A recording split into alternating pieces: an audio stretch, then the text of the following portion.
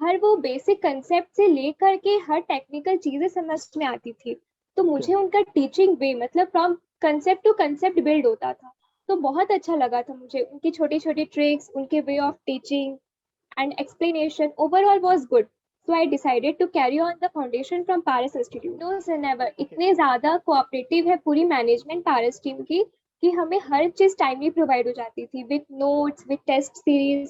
सो never any कोई difficulty नहीं हुई हमें। सर पारस की टेस्ट सीरीज रियली बहुत ज़्यादा हेल्पफुल होती है एग्जाम पॉइंट ऑफ व्यू से अगर हम देखें तो। और हम्म। उसमें सारे क्वेश्चंस रहते हैं जो एग्जाम ओरिएंटेड रहते हैं। मीन्स हम्म। नॉलेज के साथ आपको एग्जाम में आने वाले सारे क्वेश्चंस की प्रैक्टिस बहुत पहले ही हो जाती है एंड 3 to 4 टाइम्स रिविजन हो जाते हैं। तो एग्जाम के लिए हम पूरी तरीके से प्रिपेयर्ड हो जाते हैं पहले से ही।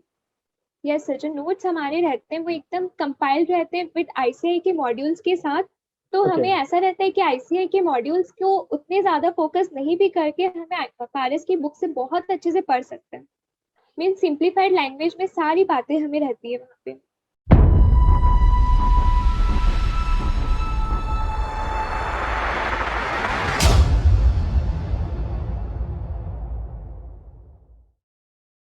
Hello everyone, I am anchor Vishal Jindal and welcome to the another episode of Paras Institute. Paras institute आज पहुंचा है ओडिशा और ओडिशा से हमारे साथ जुड़ रही हैं स्नेहा। सबसे पहले मैं हमारे सारे व्यूअर्स को बताना चाहूंगा, देखिए कोई भी ऐसी स्टेट नहीं है जहां पारस इंस्टीट्यूट ना पहुंचा हो और उस स्टेट से बच्चे ने एडमिशन ना करवाया हो। बातों का सिलसिला लगातार चलता रहेगा, आज बहुत सारी बातें होंगी और लगभग हर स्टेट में हम लोग स्टूडेंट से इंटरेक्ट कर चुके हैं। आज ओडिशा पहुंचे हैं, तो सबसे पहले स्नेहा स्वागत है आपका। Thank you sir. स्नेहा, आपके बारे में जानना चाहेंगे, आपकी लाइफ के बारे में जानना चाहेंगे, तो सबसे पहले शुरुआत करते हैं कि आपकी 10+2 कहाँ से रही। सर एक्चुअली मैं एक सीबीएसई बोर्ड की स्टूडेंट हूँ and I have completed my 10th and plus 2 from Jharsuguda only, and I have secured 98.6% in 10th and 98.8% in 12th. क्या बात है, क्या बात है, तो आप तो टॉपर है, 95 से अबव आपके नंबर आए हैं, दैट्स कूल यार। अच्छा, मुझे एक चीज और बताइए, कॉमर्स का डिसीजन लाइफ में कैसे आया, किसने मोटिवेट किया या आपको लगा कि मुझे कॉमर्स के लिए जाना है? एक्चुअली सर ये मेरा एक चाइल्डहुड ड्रीम था कि मुझे एक चार्टर्ड अकाउंटेंट बनना है फ्रॉम आई थिंक क्लास 8 से मेरा ये ड्रीम था। तो ओके। 10th के बाद मेरा डिसाइडेड था कि मुझे कॉमर्स ही लेना है एंड कॉमर्स में स्पेशली मुझे चार्टर्ड अकाउंटेंट की फील्ड में ही जाना है। ओके। तो मुझे एक चीज बताइए स्नेहा, क्या होता है ना कि जब आप 95 प्लस स्कोर कर रहे हो, आप टॉपर हो, है ना, तो एक एक्सपेक्टेशंस फैमिली की, टीचर्स की, स्कूल की, सबकी ये होती है कि भाई आप मेडिकल नॉन मेडिकल में जाओ, है ना। तो यस सर। ऐसे में क्या उन्होंने आपको कहा कि भाई आप आ जाओ इस फील्ड में, आप कॉमर्स क्यों ले रहे हो? नो सर, कभी फैमिली हमेशा मुझे सपोर्ट करती थी एंड एनकरेज करती थी कि जो तुम्हारा ड्रीम है तुम उसी के साथ कैरी ऑन करो and no no nothing from the family. Okay. Okay. बहुत तो फुल सपोर्ट रहा फैमिली का। ओके, तो फिर आपने ये मतलब आपने जैसे बताया कि मैंने 8th में सोच लिया था कि मुझे सीए बनना है, तो आपने क्या किसी सीए को देखा था, आपने इसके बारे में पढ़ा या किसी ने आपको गाइड करा आपके मन में? क्योंकि 8 तक बच्चे को पता नहीं होता है जनरली कि मुझे टेंथ टेंथ में भी डिसीजन लेना बहुत मुश्किल होता है, 12th में भी होता है कि हम आगे क्या करने वाले हैं, बट आपने तो बहुत पहले डिसाइड कर लिया था। तो क्या चीज ने आपको इंस्पायर करा कि मुझे सीए बनना है? मुझे एक्चुअली मेरे सीनियर से जब मैं बातें करती थी लाइक अकाउंट्स के बारे में and something about maths accounts practical life, तो मुझे बहुत अच्छा लगता था एंड मैंने ये डिसाइड कर लिया था कि मुझे सीए ही करना है। ओके। तो आपके मैथ्स और अकाउंट्स में नंबर्स कैसे रहते थे, उन्होंने इंडिविजुअल बात करें +2 में तो? मैथ्स में मैंने अपने सीबीएसई बोर्ड में 10th में 100 आउट ऑफ 100 सिक्योर किया था मैथ्स में। क्या एंड बात है, अकाउंट्स में मेरा 96 आया था 12th में। क्या बात है, क्या बात है, 100 आउट ऑफ 100। अच्छा, मुझे एक चीज और बताओ, ये कॉमर्स लाइन में और सीए में जाने वाले, आप सीए लाइन के लिए डिसीजन लेने वाले आप पहले हो या आपकी फैमिली में ये है पहले से? नहीं सर, मैं पहले से फैमिली में हूँ कि जो सीए की फील्ड में जा रही हूँ। अरे वाह, क्या बात है, बहुत बहुत बहुत बधाई आपको। तो अब बात करते हैं पारस इंस्टीट्यूट के बारे में, या उड़ीसा में आप बैठे हो, नॉर्थ इंडिया का एक इंस्टीट्यूट है पारस यस इंस्टीट्यूट, सर। तो उसके बारे में आपको कैसे पता चला? सर पारस इंस्टीट्यूट एक्चुअली मेरे एक सीनियर हैं, उन्होंने मुझे सजेस्ट किया था कि पारस इंस्टीट्यूट बहुत अच्छा पढ़ाता है एंड आप वहाँ से कर सकते हैं अपनी फाउंडेशन। तो मैंने फिर डिसीजन लिया कि पारस इंस्टीट्यूट से करना है मुझे।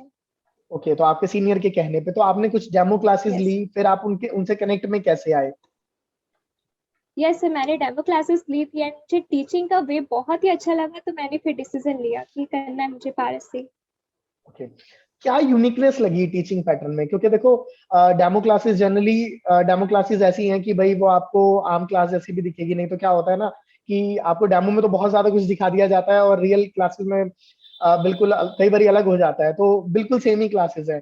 तो क्या चीज ने आपको कन्विंस करा? टीचिंग पैटर्न तो जैसे आपने बताया कि बहुत अच्छा है, पर एक चीज हमें स्ट्राइक करती है कि हाँ, मुझे इस टीचर से ही पढ़ना है, लेट्स से अकाउंट्स है, लॉ है ना, मैथ्स है, तो मुझे इसी टीचर से पढ़ना है, तो ऐसी क्या चीज आपको स्ट्राइक करी? सर, जब मैंने डेमो क्लासेस को देखा था तब मुझे हर वो बेसिक कंसेप्ट से लेकर के हर टेक्निकल चीजें समझ में आती थी। तो ओके। मुझे उनका टीचिंग वे मतलब from concept to concept build होता था। तो बहुत अच्छा लगा था मुझे उनकी छोटी छोटी ट्रिक्स, उनके way of teaching and explanation overall was good. So I decided to carry on the foundation from Paras institute. Okay, तो आप साउथ इंडिया में रहती हैं, आप उड़ीसा में रहती हैं, राइट? तो यस सर। लैंग्वेज आपके यहाँ कौन सी बोली जाती है? मतलब लोकल जो लैंग्वेज होती है वो कौन सी बोली जाती है? लोकल लैंग्वेज तो सर ओडिया है।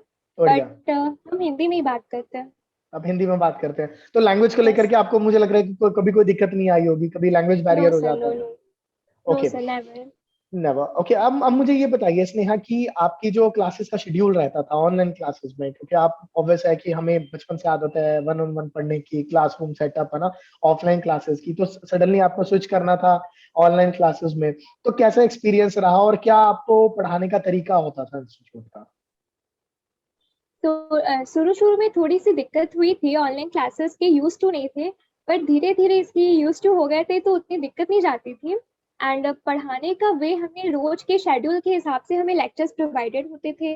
तो हमें एक रहता था फिक्स्ड कि इतने लेक्चर्स हमें एनी हाउ देखने हैं। सो हमारे एकदम रेगुलरली सिलेबस कंप्लीट हो जाता था एंड बहुत अच्छे से हमें डे बाय डे के लेक्चर्स मिल जाते थे। तो कोई प्रॉब्लम नहीं होती थी ऑनलाइन क्लासेस में। ओके। ओके, सो स्नेहा, आपका जो फाउंडेशन का रिजल्ट है वो क्या रहा था? Sir 285 marks. 285। और जो, जैसे कि मैं अपने रिकॉर्ड्स में देख पा रहा हूँ, तो आपका जो इको में सबसे ज्यादा थे आपके 86 मार्क्स थे। Yes sir. ओके, तो वैसे आपका फेवरेट सब्जेक्ट कौन सा है? सर वैसे तो फेवरेट एकदम अकाउंट्स है एंड मुझे मैथ्स भी बहुत अच्छा लगता है। बट फाउंडेशन में मुझे ऐसा था कि सारे सब्जेक्ट्स को कवर करना था and मैंने बहुत लेट से ज्वाइन किया था एक्चुअली। तो ठीक है। उसके वजह से मैं हर सब्जेक्ट्स में उतना नहीं फोकस कर पाती थी, बट मैं अपना बेस्ट देती थी। ओके, स्नेहा, आपने मेंशन करा कि आपने लेट ज्वाइन करा, तो थोड़ा सा मैं जानना चाहूंगा कि कितना लेट आपने ज्वाइन किया था? सर एक्चुअली मैंने मेरी पूरी प्रिपरेशन 4 मंथ्स में कंप्लीट की थी विथ रिविजन। ओके। तो मुझे थोड़ी प्रॉब्लम हो जाती थी। ठीक है, ठीक है। तो अब पर जब हम बात करते हैं नोट्स में, टेस्ट सीरीज में, और जो कंप्लीट फॉर्मेट है, तो उसमें आपको कोई दिक्कत नहीं आई इंस्टीट्यूट की तरफ से, क्योंकि आप लेट आए नो थे? Sir. Okay. No sir, never. इतने ज्यादा कोऑपरेटिव है पूरी मैनेजमेंट पारस टीम की कि हमें हर चीज टाइमली प्रोवाइड हो जाती थी with notes with test series. So never any कोई डिफिकल्टी नहीं हुई हमें। ओके, आपने अभी मैनेजमेंट की बात करी, तो अभी इसमें मैनेजमेंट में पूछना चाहूंगा, क्योंकि पारस के बारे में, उनकी फैकल्टी में, उनके पढ़ाने के तरीके में बहुत सारी चीजें कही जाती हैं कि भाई दे आर बेस्ट और इतने सालों का एक्सपीरियंस है। मैनेजमेंट से बहुत इंपॉर्टेंट रोल हो जाता है जब आप ऑनलाइन क्लासेस ले रहे हो, है ना? टीचर्स तो हमेशा अपने क्लास में ही होते हैं, उन्होंने तो पढ़ाना ही है। और सेम टाइम आपको मैनेजमेंट से किस किस तरीके का सपोर्ट मिला, और क्या आपको ड्यूरिंग स्टडीज में कोई ऐसी प्रॉब्लम भी आई कि आपको ब्रेक लेना पड़ा हो, या फिर कुछ ना कुछ कई बार हो जाता है, टेक्निकल इश्यूज हो जाते हैं, ऐसे में मैनेजमेंट का क्या सपोर्ट रहा? सर मैनेजमेंट का from the starting day to the end date उनका पूरा सपोर्ट रहा है। हम्म। एंड कभी अगर हमारी क्लासेस मिस भी हो जाती थी due to any reason, technical issue हो गया या फिर नहीं अटेंड कर सके, तो वो पूरी बैकअप हमें प्रोवाइड कर देते थे। अलॉन्ग विथ अगर हमारी कोई लेक्चर्स नहीं चल पा रही है या कोई टेक्निकल इशू हो रहा है तो उनका पूरा तुरंत हमें रिस्पॉन्स आ जाता था।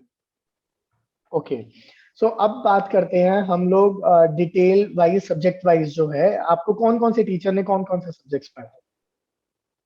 सर मुझे फाउंडेशन में अकाउंट्स सुरेंद्र सर ने पढ़ाया था एंड लॉ मुझे गौरव सर ने पढ़ाया था एंड मैथ्स रीतू मैम ने पढ़ाया था एंड इको दो सर ने एक्चुअली मिलकर हमें पढ़ाया था, एक विवेक सर ने पढ़ाया था एंड एक निखिल सर ने हमें पढ़ाया था। ओके, सो इसमें जब हम लोग बात करते हैं कि आपको ना 12th के बाद एक नयापन मिलता है ना, मतलब हर किसी को ये होता है कि हम 12th करिए हमने और हम लोग कॉलेज में जाएं, और ऐसे में आपने मतलब एक सीए कोर्स के चुनाव किया।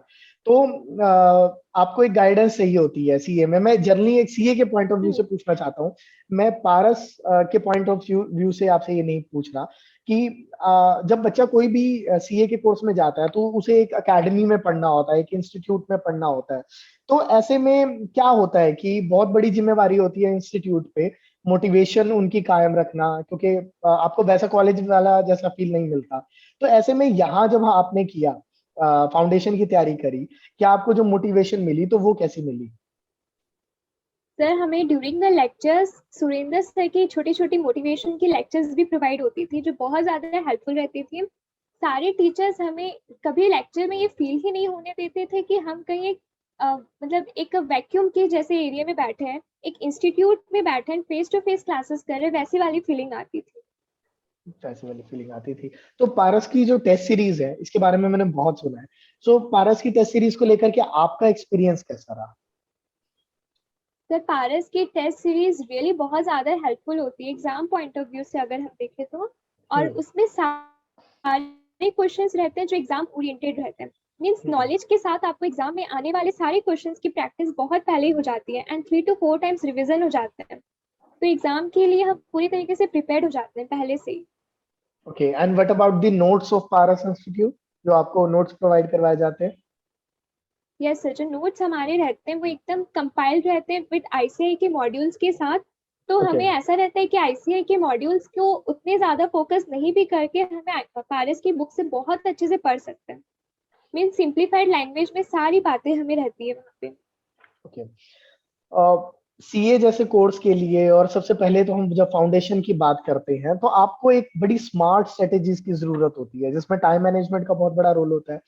इंस्टीट्यूट की तरफ से आपको स्ट्रेटेजीज क्या क्या सिखाई गई कि कौन से सब्जेक्ट को कैसे प्रिपेयर करना है, पेपर कैसे देना है, टाइम मैनेजमेंट कैसे करनी है, उसके बारे में बताइए प्लीज। सर हमारा कोर्स एक्चुअली बहुत 1 महीने पहले ही कंप्लीट हो गया था। तो उसमें हमें हमें पहले से बता दिया गया था कि छोटे छोटे लेक्चर्स के थ्रू कि हमें 1 डे रिवीजन कैसे करना है। ठीक है। एग्जाम के पहले हमें सारे लेक्चर्स को कंपाइल करके एक छोटे छोटे लेक्चर से हमें रिवीजन दे दिए जाते थे। तो वो हम्म। बहुत ज़्यादा हेल्पफुल होते थे। और लॉ में हमें कैसे आंसर्स को प्रेजेंट करना है, कैसे हमें आंसर्स के प्रोविजंस लिखने हैं, बट वो सब चीज़ हमें पहले से क्लासेस के ड्यूरिंग भी बता दिए जाते थे, क्लासेस के बाद भी बता दिए जाते थे। ओके। तो स्नेहा, हर किसी का ना एक सपना होता है कि जब मैं सीए बन जाऊंगी तो मैं सबसे पहले अपना ये वाला ड्रीम पूरा करने वाली हूँ। तो ऐसे आपका कोई ड्रीम है कि जो आपने सोचा हो कि सबसे पहले मैं ये करने वाली हूँ? यस सर, अभी तक ऐसा ड्रीम मैंने एकदम डिसाइड तो नहीं कर रखा है, बट मुझे एक ऐसा है कि मुझे आउट ऑफ इंडिया अब्रॉड घूमने जाना है after completing my CA course. Okay, after completing CA course. अच्छा, अब मैं एक चीज और जानना चाहता हूँ कि जब हमें एक इंस्टीट्यूट पे ट्रस्ट करना होता है कि भाई ठीक है, इनके थ्रू हमारा फाउंडेशन क्लियर होगा, तो जब आपका रिजल्ट आया तो फैमिली में कैसा माहौल था? उनको पहले डे वन से एडमिशन जब आपने लिया तब से उनको कैसा लगता था, और रिजल्ट वाले दिन कैसा था माहौल? डे वन से फैमिली का फुल सपोर्ट एंड फेथ था कि फाउंडेशन तो हो ही जाएगा क्लियर।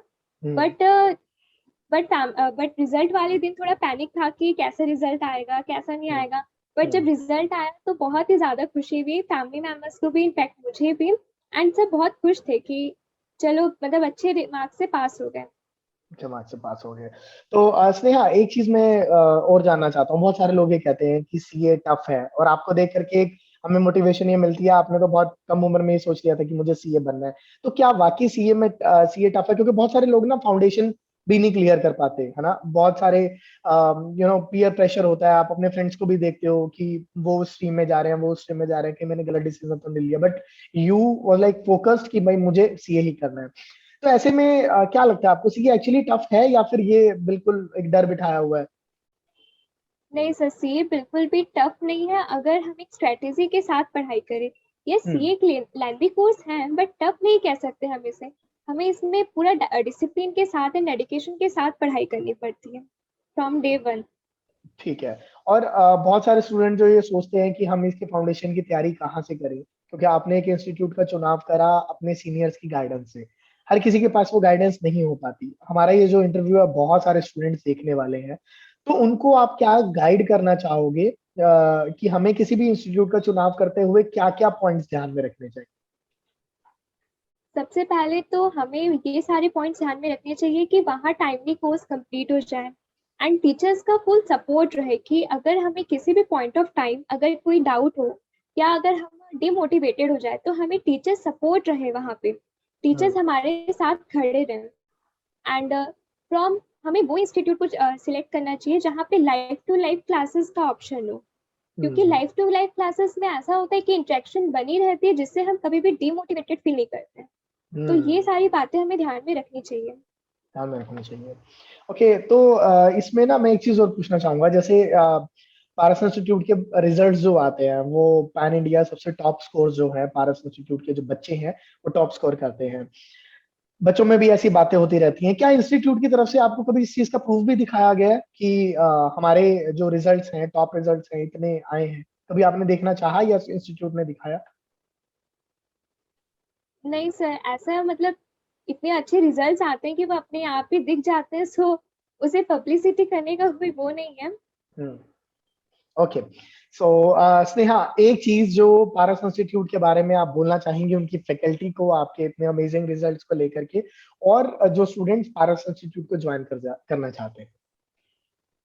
जो पारिस इंस्टीट्यूट के फैकल्टीज हैं वो इतने ज्यादा एजुकेटेड हैं, इतने ज्यादा मोटिवेट करने वाले हैं कि हमें किसी और चीज की जरूरत ही नहीं पड़ती। मीन्स कंप्लीट पैकेज है Paras institute, with hmm. Note से लेकर के गाइडेंस से लेकर के सारी चीजों के लिए कंप्लीट है। तो अगर हम पारिस इंस्टीट्यूट को ज्वाइन करते हैं सो हमें टेंशन लेने की कोई जरूरत ही नहीं होती। उनके ऊपर सारी जिम्मेदारियां होती है हमारे कोर्स को कंप्लीट कराने के लिए, हमारे रिविजन के लिए, हमारे टेस्ट सीरीज के लिए। सो हम्म। हमें ऐसा रहता है कि हम एक ऐसी जगह पे हैं जहाँ पे कंप्लीट गाइडेंस है हमारे लिए। Okay. So thank you so much Sneha for joining us in this interview. And ये इंटरव्यू हमारे बहुत सारे जो स्टूडेंट्स हैं वो देखने वाले हैं। पैन इंडिया हम इस इंटरव्यू को पब्लिश करेंगे। एंड थैंक यू ओडिशा से हमें ज्वाइन करने के लिए। Thank you so much. Thank you so much sir. Thank you.